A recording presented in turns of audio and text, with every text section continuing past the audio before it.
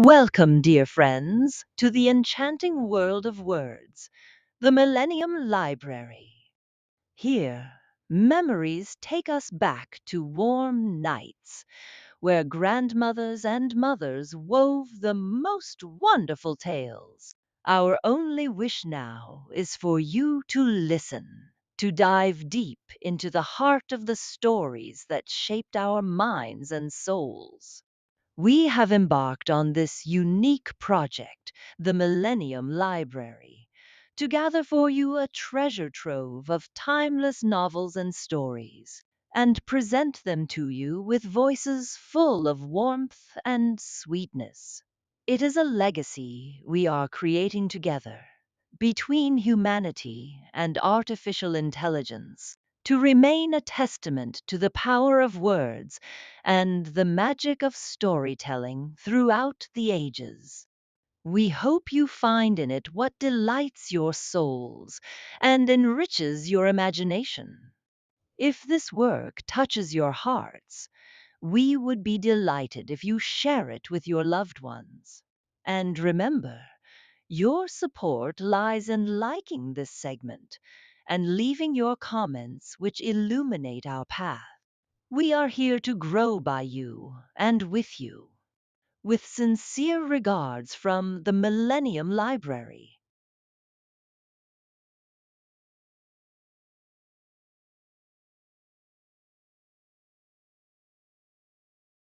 The Brahman's powers.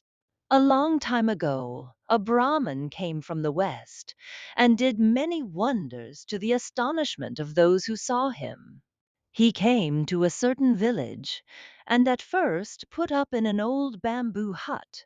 There he sat motionless for 3 or 4 days, and so far as anyone could see, ate and drank nothing.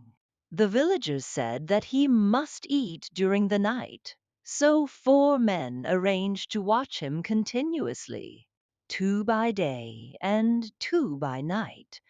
But though they watched, they could not detect him eating or drinking. Then the villagers collected and began to question him, and as his answers seemed worthy of credit, they began to bring him offerings of milk. One day he asked to be supplied with coolies that he might rebuild the hut in which he had taken up his abode. So coolies were brought, and he made them collect bricks and prepare mortar, and at the end of the day's work they asked to be paid. Then the Brahmin wrapped himself in his cloth and repeated some mantras, whereupon pice fell, tinkling down from his body, and with them he paid the coolies. And so it was every day until the house was finished. All this was a source of great wonder to those who saw it. Ram's wife. It is a custom among us Santals that husband and wife do not mention each other's names. And even if a husband sometimes mentions his wife's name in a case of urgent necessity, the wife will never speak her husband's. In the same way, a man may not mention the name of his younger brother's wife or of his wife's elder sister. Women again may not use the name of their younger sister's husband or their husband's elder brother. Our forefathers have said that if anyone breaks this rule, his children will be born deaf or dumb. We believe this and fear to break through the custom. There was once a man named Ram who was plowing his field. When he got to the end, he found that he had not brought the seed with him. So he called out to his wife, pretending, however, that he was speaking to his daughter. Seed, daughter, seed. And she called back, what do you want it for? Are you going to sow it? Iram equals will you sow? And every time he called, she answered Iram.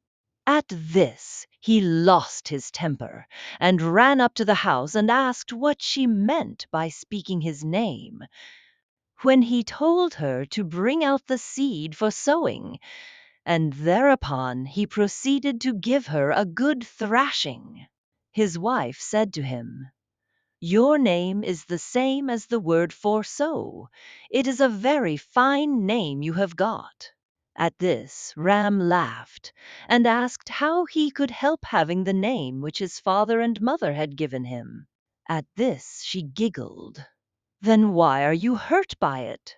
You had better in future take out the seed corn with you, and then you won't have to call to me. If you do, I shall answer you as I did today."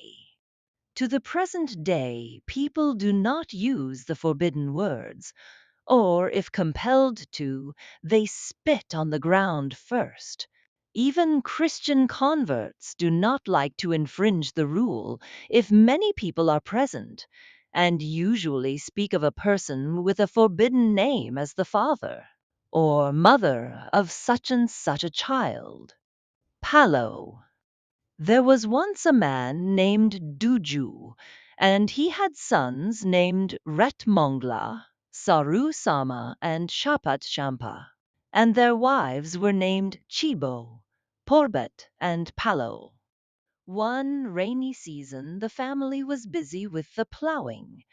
Retmongla used to take the plow cattle out to get some grazing before the sun rose, and his two brothers took the plows to the fields a little later, and the old father used to look on and tell them what to do. It was their practice when they wanted to attract each other's attention to call out, "Ho!" and "Not ya!" or "Brother." One day it had been arranged that they should sow gundli in a field, but when the eldest brother arrived at the place with the bullocks ready to plow, he found that his two brothers had not turned up with the plows, so he began to call Pal. Ho! Pal equals plowshare. Now, just then, the wife of the youngest brother, Palo, had gone towards that field to throw away the sweepings of the cowshed, and she thought Retmongla was calling her name. This surprised her and made her very angry, and she made up her mind to pay him back, and then if she were scolded for not paying proper respect to her husband's eldest brother, to explain that he had insulted her first. So that morning, when she took out their breakfast to the men working in the field, she pretended to be in great hurry, and putting down her basket near the place where the three brothers were plowing, called out to them, "Come, stop plowing, and then with scarcely an interval, look sharp and come and eat, or if you don't, I will take your breakfast away again." So the brothers stopped their work and ate their breakfasts. But when Palo had gone back, and they were sitting having a chew of tobacco, the eldest brother began, "Did you notice how that girl behaved to me just now? She spoke to me in a most rude way, as if I were not a person to whom she owed respect." The other two said that they had noticed it themselves, and her husband Chapachampa said that he would punish her for it when he got home. Directly he got to the house, he began scolding her, and she made no answer. But that night, when they were alone together, she told him that what she had done was because Retmongla had insulted her by calling her by name. The next day, her mother-in-law took her to task, but Palo gave the same explanation. Then Retmongla's mother went to him and asked him whether there was any truth in this countercharge. He saw at once what had happened, and explained that he had never called out his sister-in-law by name. He had called out for the plow, "Pal ho! Pal ho!" because his brothers had not got the plows ready. When Paolo understood what a mistake she had made, she was covered with confusion, and they brought water, and she washed Retmongla's feet, as she had done on the day of her marriage. and they salaamed to each other, and peace was restored. But if the mistake had not been explained, Palo would have been turned out of the family. The women's sacrifice. This is a story of the old days when the Santals, both men and women, were very stupid. Once upon a time, the men of a certain village had fixed a day for sacrificing a bullock.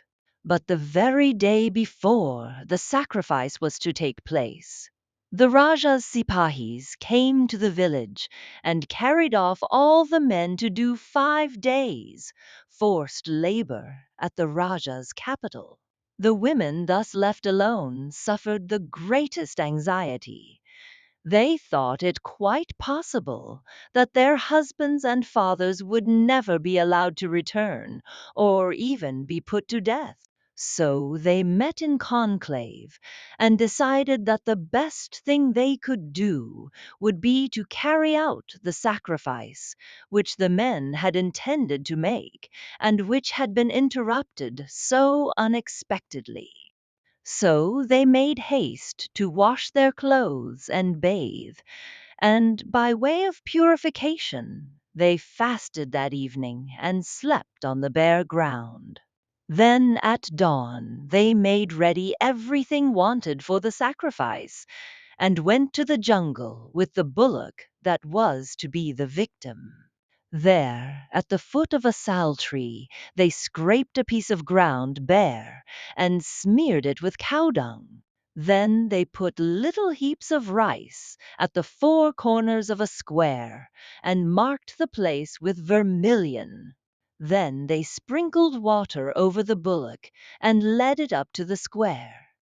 But here their difficulties began, for none of them knew what incantations the men said on such an occasion. They wasted a lot of time, each urging the other to begin. At last, the wife of the headman plucked up courage and started an invocation like this: "We sacrifice this bullock to you. Grant that our husbands may return. Let not the Raja sacrifice them, but grant them a speedy return." Having got as far as this, she wanted the other women to take a turn, but they said that her invocation was capital and quite sufficient, and they had better get on to the sacrifice at once. Easier said than done. They none of them knew how to do it, as they all hung back. The headman's wife scolded them roundly and bade them take the axe and kill the beast. Then they all asked where they were to strike the animal. "Where its life resides," said the headman's wife. "Where is that?" asked the women. "Watch and see what part of it moves," answered she, "and strike there." So they looked, and presently the bullock moved its tail. "That's where its life is," shouted they. So 3 or 4 of them caught hold of the rope round the animal's neck, and one woman seized the axe and struck 2 blows at the root of the animal's tail. She did it no harm, but the pain of the blow made the bullock pass water. "See the blood flowing!" cried the women, and eagerly caught the stream in a vessel.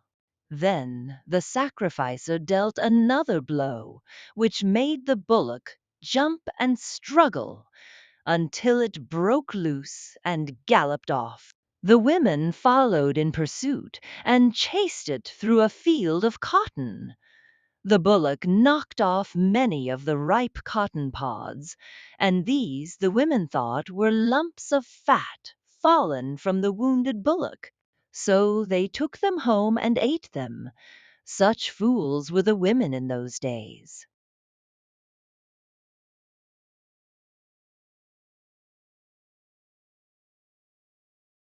Conclusion of our journey.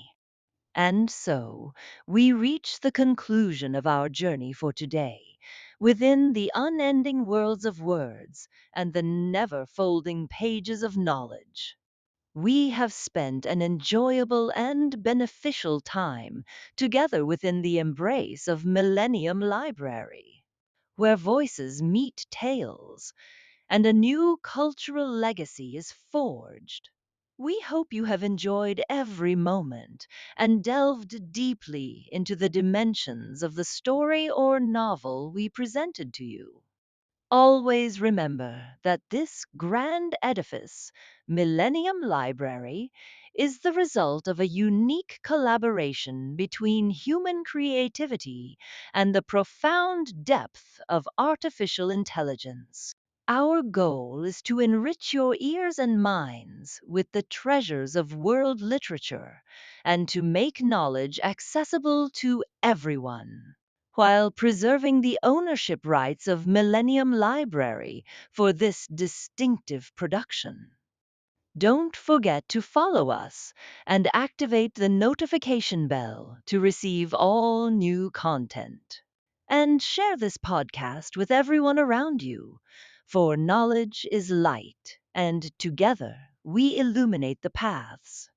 Until we meet again in a future episode and a new literary adventure, may you be in the care and keeping of Allah, and within the realm of immortal words.